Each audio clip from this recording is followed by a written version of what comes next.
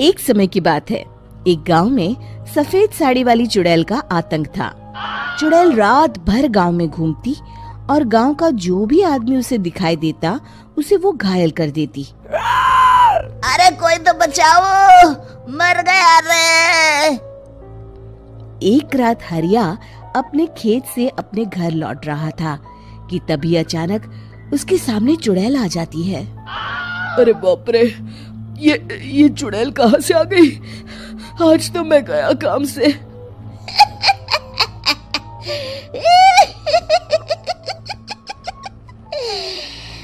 आज मुझे मेरा शिकार मिल गया। अरे चुड़ैल दीदी, मुझे छोड़ दो। जैसे ही चुड़ैल हरिया की तरफ बढ़ती है, हरिया वहाँ से भाग जाता है और अपने घर के दरवाजे पे पहुँचता है। अरे भगवान, जल्दी से दरवाजा खोलो, मेरे पीछे चुड़ैल पड़ी है। हरिया की पत्नी जल्दी से दरवाजा खोल देती है। अरे आप इतना हाफ क्यों रहे हैं? अरे मेरे पीछे चुड़ैल पड़ी है, आज तो मैं बाल बाल बच गया। जल्दी से सभी दरवाजे और सभी खिड़कियों को बंद करके बत्ती बुझा दो। तभी चुड़ैल हरिया के घर के पास पहुंच जाती है। अरे वो आदमी कहाँ गायब हो गया? मैं भी देखती हूँ आखिर कब तक बचेगा। मैं अपने शिकार को इतनी आसानी से नहीं छोड़ती। इतना कहकर चुड़ैल वहाँ से चली जाती है। वहीं दूसरी तरफ हरिया और उसकी पत्नी दोनों अपने घर की खिड़की से ये सब देख रहे होते हैं। अरे बाप रे, ये तो बड़ी डरावनी चुड़ैल थी। अगले दिन ये बात आग की तरह पूरे गांव में फैल जाती है और धीरे धीरे लोग चुड़ैल के डर के मारे शाम होते ही अपने घरों से बाहर निकलना बंद कर देते हैं। कुछ दिनों के बाद भाई, मैंने तो इस चुड़ैल के डर के मारे रात को अपने खेतों को पानी देना बंद कर दिया है। कहीं मेरी फसल सूख गई तो मैं तो कहीं का नहीं रहूंगा। साहूकार का कर्जा कैसे चुकाऊंगा? अरे भाई, पूरे गांव वालों का यही हाल है। पता नहीं ये चुड़ैल हमारे गांव में कहां से आ गई। फिर एक दिन गांव के पास वाली नदी के किनारे एक बहुत बड़े तांत्रिक के आने की बात कुछ गांव वालों को पता चलती है। वो लोग जाके ये बात गांव के मुखिया को बताते हैं। मुखिया जी, नदी के किनारे एक बहुत ही पहुंचे हुए तांत्रिक बाबा आए हैं। हमें उनसे मदद मांगनी चाहिए। मैंने सुना है वो बड़े बड़े भूतों और चुड़ैलों को अपने वश में कर लेते हैं। मुखिया जी सभी गांव वालों को लेकर उस तांत्रिक के पास पहुंच जाते हैं। ओम फट स्वाहा, ओम फट स्वाहा।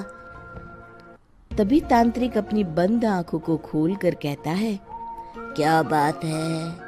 तुम सब लोग यहाँ क्यों आए हो? मुखिया जी उस तांत्रिक को सारी बात बता देते हैं। अच्छा, तो ये बात है। और तांत्रिक अपनी आंखों को बंद कर लेता है। मैं देख रहा हूँ तुम्हारे पूर्वजों ने बहुत पाप किए थे, जिससे ये गांव अब श्रापित हो चुका है। उसी के फल स्वरूप तुम्हारे गांव में चुड़ैल आई है। ये चुड़ैल बहुत खतरनाक है, ये किसी को नहीं छोड़ेगी। हे भगवान, मर गए रे, अब क्या होगा? तभी गांव के मुखिया जी कहते हैं, बाबा, इस चुड़ैल से हम सबको बचा लीजिए। कोई तो उपाय होगा। इसका सिर्फ एक ही उपाय है। सभी गांव वालों को बारी बारी हर दिन अपनी आधी फसल उस पहाड़ी के ऊपर बनी काली गुफा में छोड़ के आनी होगी। तभी उस चुड़ैल की भूख मिटेगी और श्राप का प्रभाव खत्म हो जाएगा और तुम सब जिंदा बच जाओगे। सभी गांव वाले उस तांत्रिक की बात को मान लेते हैं और वहां से चले जाते हैं। फिर अगले दिन से रोज उस गांव के लोग बारी बारी से अपनी आधी फसल उस काली गुफा के पास जाकर रखाते। कुछ दिनों बाद हरिया की बारी आती है। बाप रे, आज तो मेरी बारी है उस काली गुफा में जाने की। क्या करूं, वो तो बड़ी खतरनाक चुड़ैल है। मेरे तो हाथ पैर कांप रहे हैं। फिर हरिया डरते डरते अनाज की बोरियां अपनी बैलगाड़ी में लाद देता है। तभी हरिया की पत्नी उससे कहती है, देखो जी, संभल के जाना और किसी भी हालत में शाम होने से पहले वापस आ जाना। उस चुड़ैल का कोई भरोसा नहीं है जी। हरिया बैलगाड़ी में बैठते हुए कहता है, भगवान, मैं क्या वापस आऊंगा? लगता है अब तो मेरी खबर ही आएगी। इतना कहकर हरिया वहां से चला जाता है। रास्ते में जंगल से गुजरते हुए हरिया की बैलगाड़ी का एक चक्का बड़े गड्ढे में फंस जाता है। हे भगवान, अब ये क्या मुसीबत है? हरिया नीचे उतर के पूरी ताकत से अपनी बैलगाड़ी को गड्ढे से निकालने की कोशिश करता है। बहुत देर मेहनत करने के बाद हरिया की बैलगाड़ी उस गड्ढे से बाहर निकल जाती है।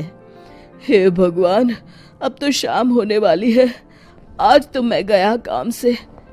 जैसे तैसे हरिया काली गुफा में पहुंच जाता है। अरे मर गया रे, यहाँ तो चारों तरफ डरावना माहौल है। मैंने यहाँ आने में बहुत देर कर दी, कहीं चुड़ैल नाराज ना हो जाए। हरिया अनाज की बोरियां वहां रख के जैसे ही जाने लगता है, तभी उसे किसी के आने की आवाज सुनाई देती है। हरिया एक कोने में छुपकर अंदर देखने लगता है। चुड़ैल वहां आती है और फिर अपने चेहरे से नकली चुड़ैल का मुखौटा निकाल देती है। हरिया ये देख के हक्का बक्का रह जाता है। तभी चुड़ैल कहती है, भैया यहाँ आना, आज तो बहुत अनाज आया है। इसे मिलाकर अब हमारे पास ढेर सारा अनाज जमा हो गया है। कल ही हम इसे शहर में बेच आएंगे और माला माल हो जाएंगे। तभी अंदर से नदी के किनारे वाला तांत्रिक बाहर आता है। अरे, ये तो तांत्रिक बाबा है। हाँ, अब तो हम दोनों की जिंदगी मजे में कटेगी। गांव वालों को बेवकूफ बनाना इतना भी मुश्किल नहीं था। लोग तो तुम्हें सच में असली चुड़ैल समझते हैं। हाँ, तुमने सही कहा। अब ये गांव वाले चुड़ैल के डर से जिंदगी भर इस काली गुफा में अनाज पहुंचाते रहेंगे। अच्छा, तो ये बात है। ये दोनों पूरे गांव वालों को बेवकूफ बना रहे हैं। अभी जाकर सबको बताता हूँ।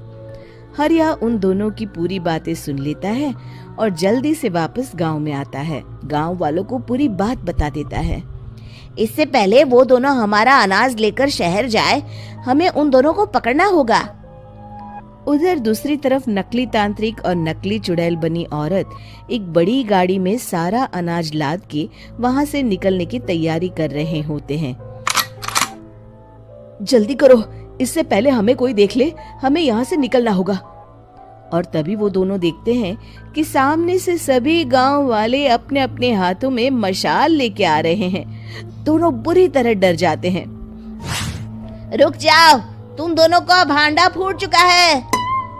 अरे मर गए रे, ये गांव वाले कहाँ से आ गए? तुमने क्या सोचा इतनी आसानी से यहाँ से निकल जाओगे? ये अनाज हमने अपने खून पसीने से दिन रात खेतों में मेहनत करके उगाया है। दोनों मुखिया जी के पैरों में गिर जाते हैं। हमें माफ कर दीजिए, हम दोनों एक नंबर के कामचोर हैं। बिना मेहनत किए पैसे कमाना चाहते थे। हाँ हाँ, अब हम आगे से मेहनत मजदूरी करके पैसे कमाएंगे। हमें कुछ मत करना, हमें छोड़ दीजिए।